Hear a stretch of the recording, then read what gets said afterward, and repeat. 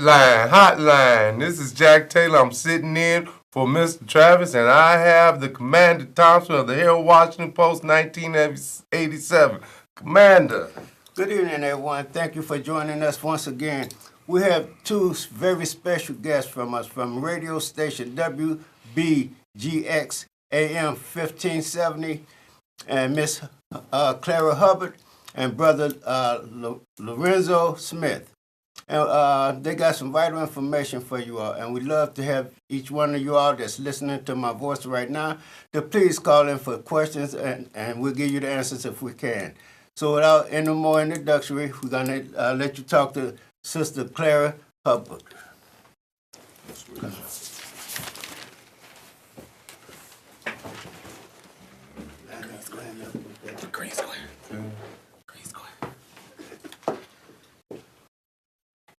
Okay, we're back. Ms. Hubbard, please tell us about your organization. Well, I am the host of Senior Talk with Clara Hubbard on AM 1570 WBGX, and we are known as the #1 resource and information show for seniors, who are called people getting better with age, caregivers, and health professionals. And we've been doing our radio program for 5 years, and we're celebrating 6 years in May of this year, which is also known as Older Americans Month. Okay. Can you tell us how you can help our community and especially our veterans? Well, let me say this. It has been a pleasure being known as the granddaughter in the community. I take what I do very seriously. As I said, my name is on it, so I put every effort into it. What we're doing now is we've created something called the Veterans Advocacy Consortium, and my co-host Alfonso Smith will be joining you shortly. He is someone that has building relationships across the city of Chicago for people to understand that veterans are just considered equally underserved as our seniors. And so with that being said, he goes around and builds the relationships that we need. He makes sure that we are taking care of them on all levels, whether it's homelessness, whether it's new. I was introduced to someone who heard our program and heard Alfonso about veterans and job readiness. And then we also are reaching out to them to put them back to work where we can take them and their skill level and use the best execution. So we've been doing that just under 2 years now. Alfonso's been a great part of what we're doing, and I'm pretty excited about it. So how could our veterans get in touch with you? How could they join this program, the ones that are out there that might not have heard about you? Well, the first thing they can do is go on my website, which is seniortalk.webs.com. They can call our office at 312-428-6919. And at that office, which is in the South Loop, Alfonso and I both share an office there. Also, what's important, too, is that there's not any question that is, for lack of a better term, stupid. If we can't find an answer, let's find it together, because obviously it was something on your heart. And so we make sure that we can serve them that way as well. Okay, and for everybody out there in the audience, I want to let you know we're going to put all this information on our Facebook page. That's Herald Washington Post 1987 on Facebook, and we will have this information on probably tomorrow morning. Tell us more about you. Well, we also take it up a notch, and with the title being Granddaughter in the Community, I can only tell you, we have a lot of fun. We go to plays, movies. Most times we do a minimum of 80.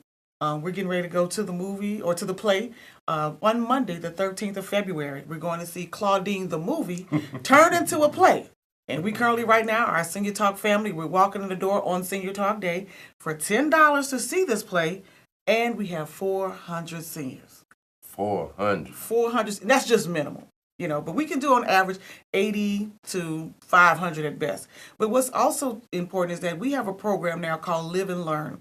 And so what this allows us to do is to take our community partners, and we go and we provide a mini on-site resource information show for you at your senior facility. Because most people will not travel out, we bring the information to them. See, and that is a great idea, especially for us veterans, because some of us can't get out like we used to and get around. And that would be something that we would need to bring the information out to us. Because some of us are, like I said, we're shed in. Some of us don't have the best luck in our old age, but no, you're getting better with age. You get better with age. You get better with age. You get better with age. Yeah. And I think it's important too, is because when we do come out, we make it a part to get out of the walls of the studio. You know, and Alfonso and I believe we're too cute for radio.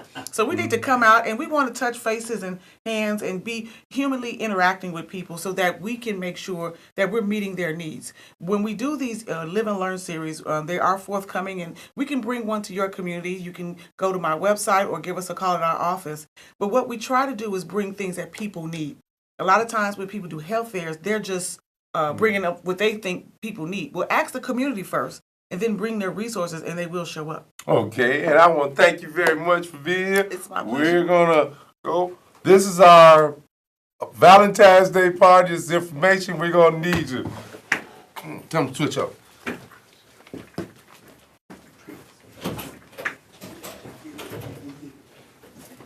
See right here, sir. Right here, buddy. Let me see right there. Line up to that tape right there.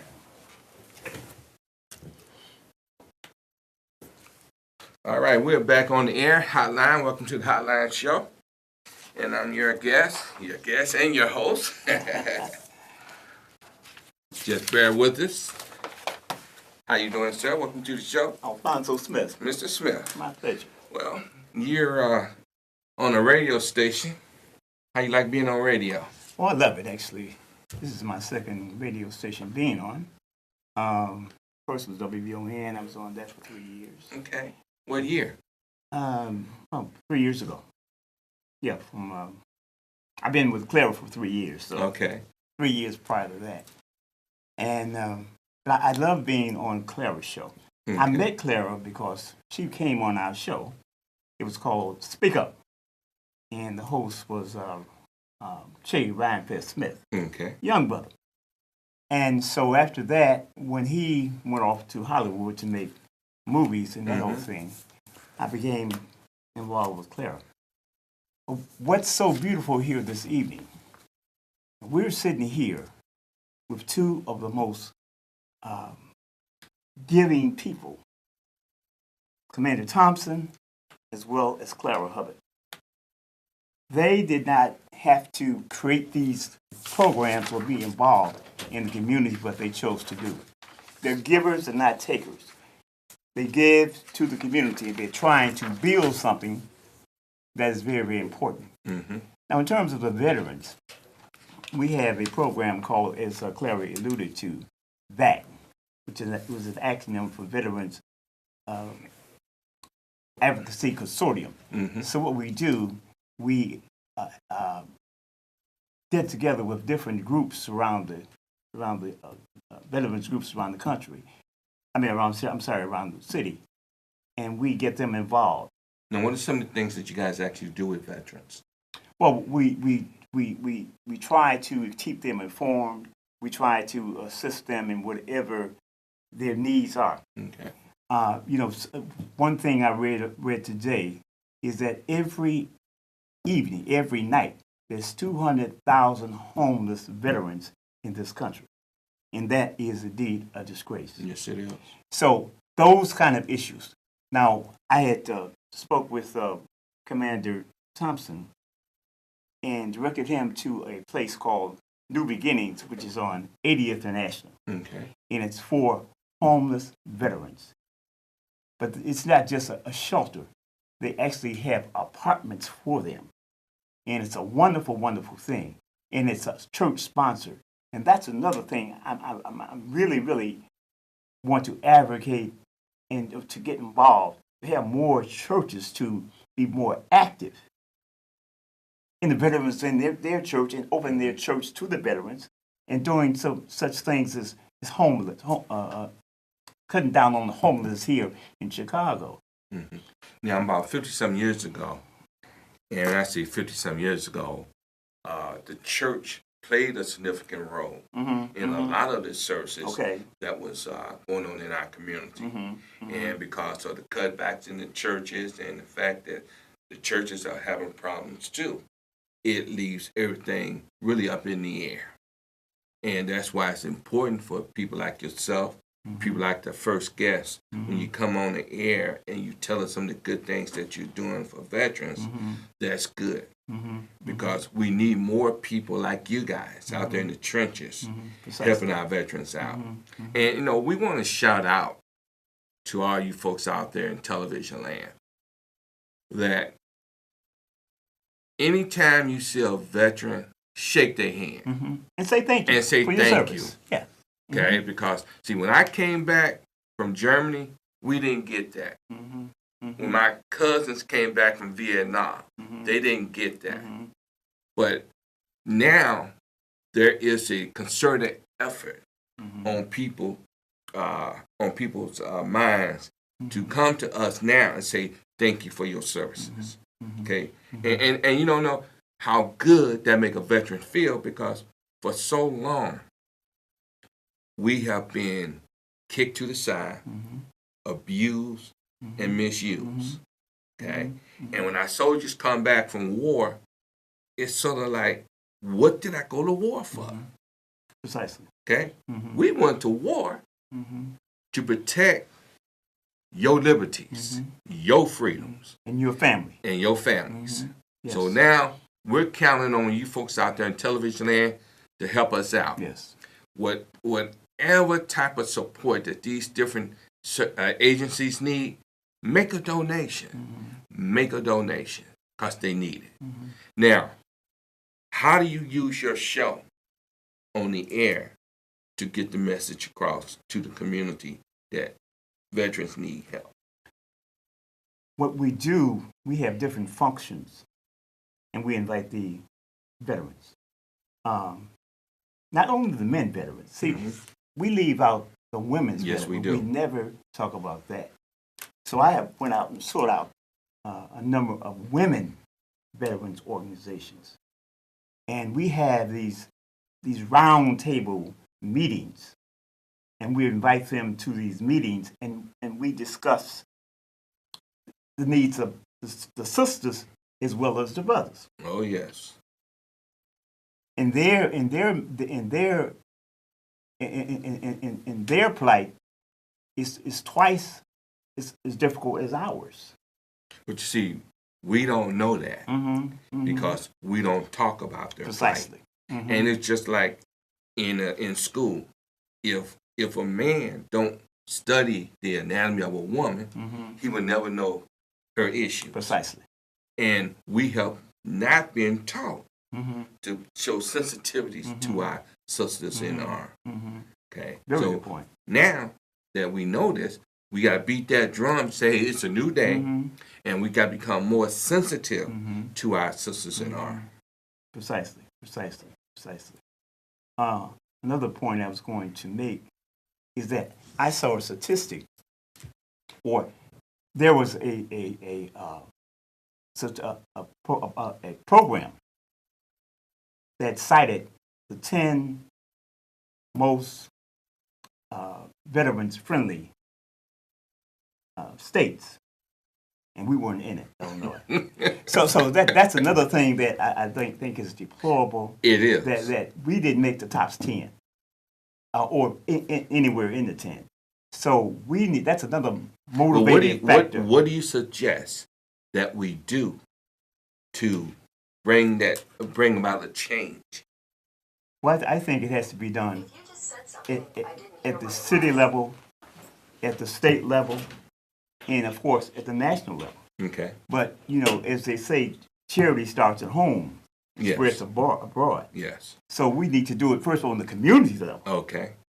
and then you'll have our issues before the city council, the state legislature, and then we have our senators and our congressmen. We need to get them involved in this. We need them to go and lobby whatever place you are, whether it's local or national. We need to get them involved. Okay. So what you just heard really is an indictment against our state. Precisely. Okay. And since we understand that is an indictment, then we got to do something about it. And it starts right now. That's right. Right now is the beginning of the changing of the paradigm so that we can say, hey, enough is enough.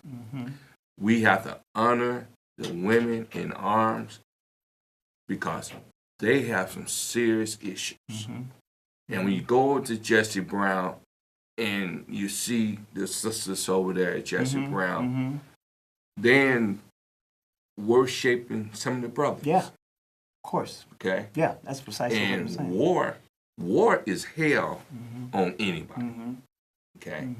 So now that we established this, from here on out, we want to always salute our women in arms, our sisters in arms, because a lot of them have come back from these wars messed up. Yes.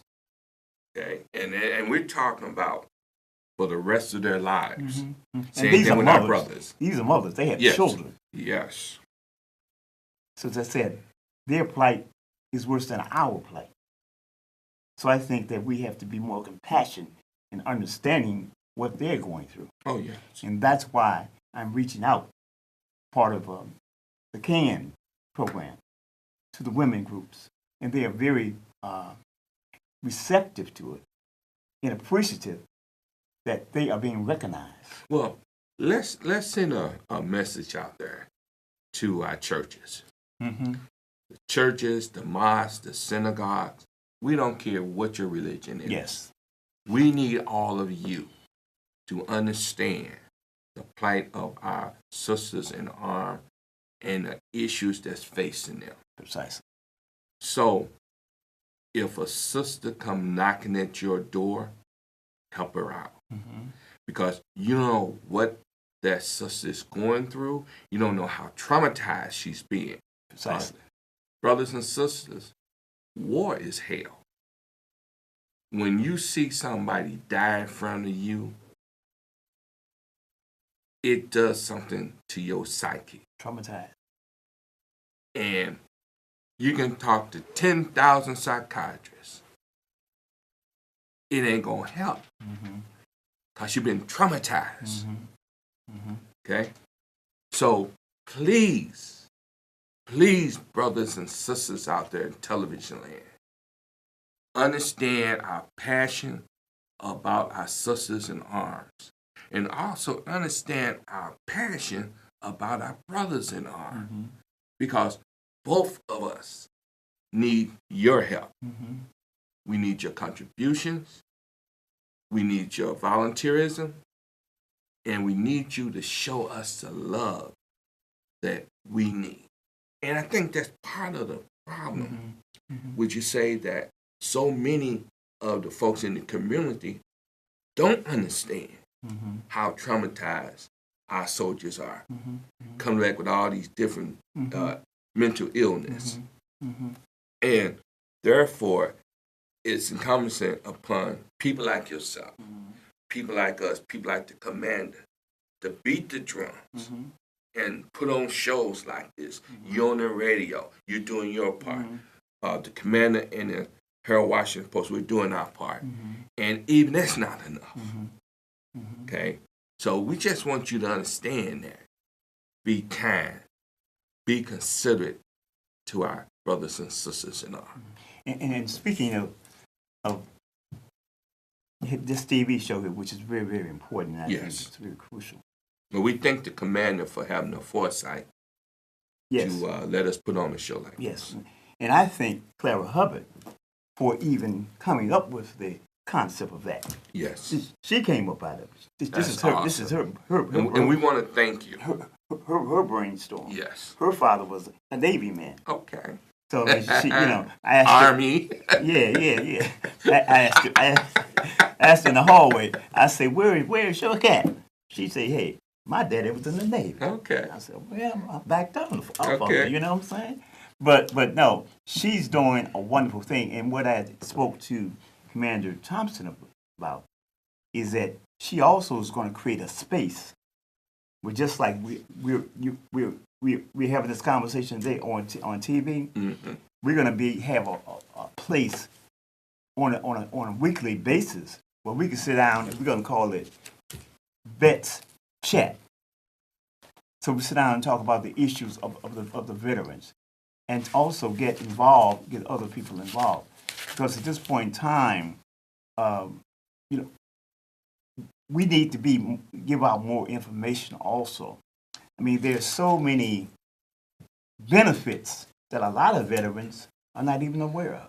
And that's true. A lot of benefits that they're not aware of. I was very appreciative of the fact when I got out, I was in during the Vietnam era myself. Okay. And Where were you stationed? I was in Germany. Oh.